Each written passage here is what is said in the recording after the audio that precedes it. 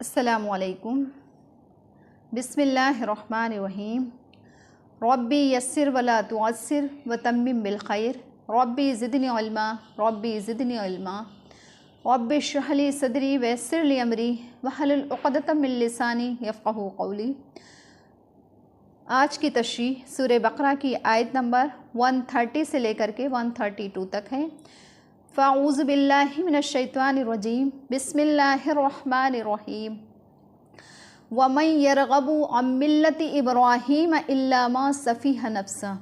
और कौन शख्स है जो इब्राहीम अलैहिस्सलाम की मिल्लत से रूगर्दानी अख्तियार करे, इल्ला मा सफ़ीह नफ्सा, मगर वही शख्स फिर सकता है जो ख़ुद बेवकूफ़ हो। वलक़द इस्तफ़ैनाहु फ़िद दुनिया, और तहक़ीक़ कि हमने उनको दुनिया में मुंतख़ब कर लिया है। व इन्नहु फ़िल आखिरति लमिनस सालिहीन, और बेशक वो आखिरत में नेकूकारों में से हैं। इज़ क़ाल लहू रब्बुहु अस्लिम, वो वक्त काबिल ज़िक्र है जब उनके रब ने इब्राहीम अलैहिस्सलाम से कहा कि तुम फर्माबरदार हो जाओ। क़ाल अस्लमतु लिरब्बिल आलमीन, इब्राहीम अलैहिस्सलाम कहने लगे कि मैं फर्माबरदार हुआ दोनों जहां के रब का। इस आयत में ये बयान किया जा रहा है कि जो बेवकूफ़ होगा, जो नाफहम होगा, जो कम अक़ल शख्स होगा, तो वही शख्स इब्राहीम अलैहिस्सलाम के मज़हब से रूगर्दानी अख्तियार करेगा, इब्राहीम अलैहिस्सलाम के मज़हब का इनकार करेगा। और ऐसे मज़हब के इनकार करने वाले को बेवकूफ़ क्यों ना कहा जाए, जिसकी ये शान हो कि उसी की बदौलत हमने उन इब्राहीम अलैहिस्सलाम को ओहदे रिसालत के लिए हमने दुनिया में मुंतख़ब कर लिया, ओहदे रिसालत के लिए हमने दुनिया में उन्हें चुन लिया। उसी की बदौलत वो आखिरत में बड़े लायक लोगों में शुमार किए जाते हैं, सालिहीन में से शुमार किए जाते हैं, जिनके लिए सभी कुछ है। और ये इंतखाब ओहदे रिसालत के लिए इब्राहीम अलैहिस्सलाम से उस वक्त हुआ था जिस वक्त इब्राहीम अलैहिस्सलाम से उनके रब ने बतौर इल्हाम के ये फ़रमाया कि तुम अल्लाह ताला की इताअत अख्तियार करो, अल्लाह ताला की फर्माबरदारी अख्तियार करो। उन्होंने अर्ज़ किया कि मैंने दोनों जहां के रब की इताअत अख्तियार की, मैंने दोनों जहां के रब की फर्माबरदारी अख्तियार की, और इसी फर्माबरदारी पर हमने उनको शर्फ़ नबूवत दे दिया।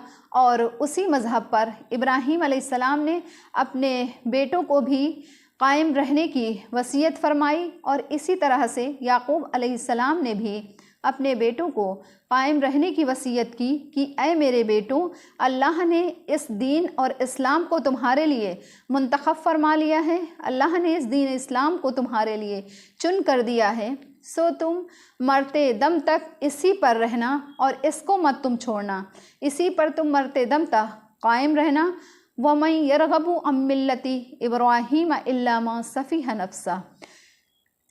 ये मिल्लत दीन फ़ितरत है। कोई भी शख्स, कोई सलीमुल फ़ितरत इंसान, समझ रखने वाला इंसान इससे इनकार कर ही नहीं सकता है। जिसमें ज़रा भी अक़ल होगी, ज़रा भी समझ होगी, ज़रा भी वो फ़हम रखेगा, तो इस मज़हब से वो इनकार नहीं कर सकता है। अल्लाह ने इस मज़हब की वजह से हज़रत इब्राहीम अलैहिस्सलाम को दुनिया में इज़्ज़त बुज़ुर्गी अता फ़रमाई, और आखिरत में भी अल्लाह ताला उन्हें अता करेगा। दुनिया की इज़्ज़त और बुज़ुर्गी तो सभी ने देख लिया कि नमरूद जैसा बादशाह और उसकी ताकतवर कौम उस अकेले बुज़ुर्ग के ख़िलाफ़ खड़ी हुई थी, अपनी सारी ताकत उनके ख़िलाफ़ इस्तेमाल कर ली।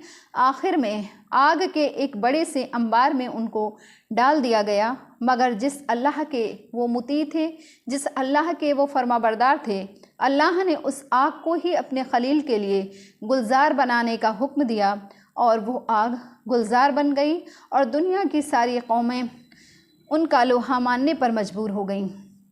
इब्राहीम अलैहिस्सलाम का ये इनाम है, इब्राहीम अलैहिस्सलाम का ये इनाम है कि अल्लाह ताला ने इब्राहीम अलैहिस्सलाम को इमामुन नास का खिताब अता फ़रमाया।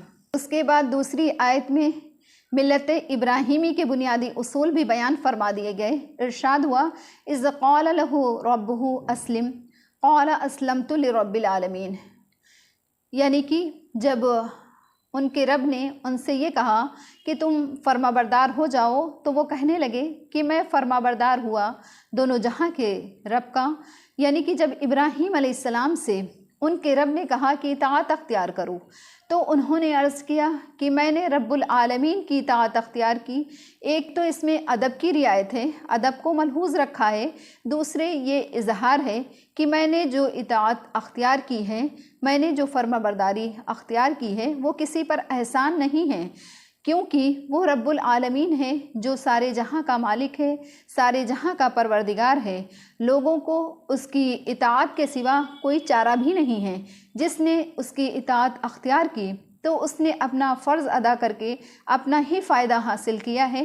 اس میں یہ بھی معلوم ہو گیا کہ ملت ابراہیمی کا بنیادی اصول اور پوری حقیقت ایک لفظ اسلام میں چھپی ہوئی ہے، اور یہی حاصل ہے ابراہیم علیہ السلام کے ان تمام امتحانات کا کہ جن سے گزر کر کے اللہ تعالیٰ کی فرما برداری کر کے وہ کے خلیل مقام کی بلندی تک پہنچے ہیں۔ اور اسلام یعنی کہ فرما برداری وہ چیز ہے جس کے لیے یہ سارا جہاں بنایا گیا اور جس کے لیے انبیاء علیہ السلام بھیجے گئے، آسمانی کتابیں نازل کی گئیں۔ اس سے یہ بھی معلوم ہو گیا کہ حضرت آدم علیہ السلام سے لے کر کے تمام خاتم الانبیاء تک ہر آنے والے رسول اور نبی نے اسی کی طرف دعوت دی، اسی پر اپنی اپنی امت کو چلایا اور اسی کی دعوت دیتے رہے۔ صدق اللہ العلی۔